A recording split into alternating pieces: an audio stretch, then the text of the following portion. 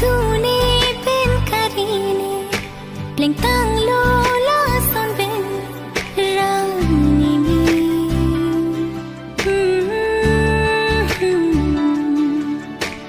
ke manan phansi a hok lo nang ka ve alo ti andam de lo Busona ko pai ke me nang phan ka che tong long ke long le lo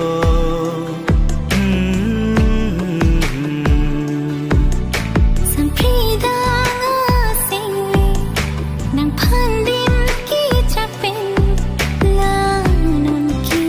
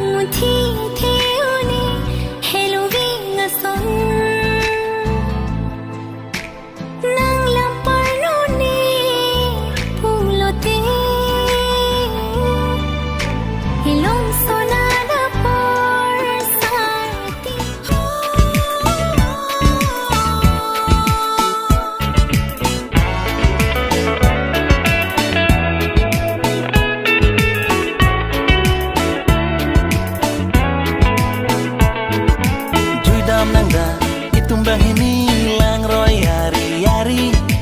Judam nangda Itumbang ini lang sumari-hari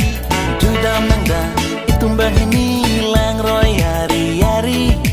Judam nangda Itumbang ini lang sumari-hari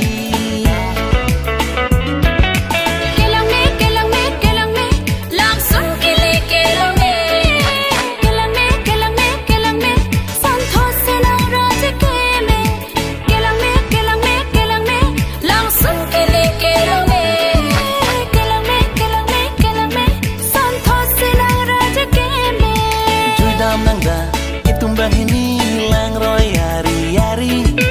Judam nangda